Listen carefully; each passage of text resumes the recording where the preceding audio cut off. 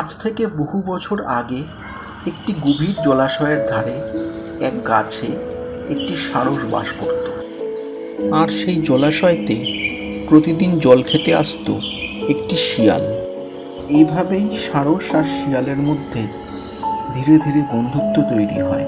তখন শিয়াল একদিন সারসকে বলে, ও সারস ভাই, আগামী রবিবার আমার বাড়িতে তোমার নেমন্তন্ন, সময় মতো চলে এসো কিন্তু। নিশ্চয়ই যাব, নিশ্চয়ই যাব। শিয়ালের কথা মতো সারস শিয়ালের বাড়ি গেল নেমন্তন্ন খেতে। এদিকে শিয়াল তাকে খেতে দিয়েছে একটা থালায় করে। সারস এদিকে ঠোকরায় ওদিকে ঠোকরায়, কিন্তু খেতে আর পারে না। শিয়াল কিন্তু খুব মজা করেই চেটেপুটে সমস্ত খাবারটাই খেয়ে ফেলল।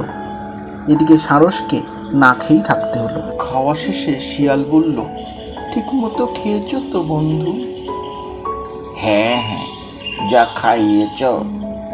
আসছে রবিবার আমার বাড়িতে তোমার নেমন্তন্ন, চলে এসো কিন্তু।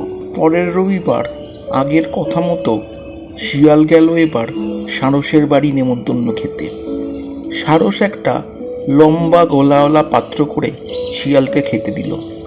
শিয়াল বহু চেষ্টা করে, কিন্তু কিছুতেই সেই পাত্রের মধ্যে মুখ ঢোকাতে পারে না। এদিকে সারস কিন্তু অতি সহজেই সেই পাত্রের মধ্যে ঠোঁট ঢুকিয়ে সব খাবার খেয়ে ফেলল। তখন শিয়াল রেগে গিয়ে সারসকে বলল, তুমি কি আমাকে বোকা বানানোর জন্য এখানে ডেকে এনেছো?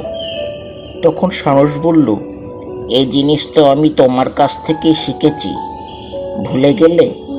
আগের বার আমার সঙ্গে কি করেছিলে? তখন শিয়াল আর কোনো কথা বলতে পারল না। সে সেখান থেকে চলে গেল। আর শিয়াল আর সারসের বন্ধুত্বও বরাবরের মতো ঘুচে গেল।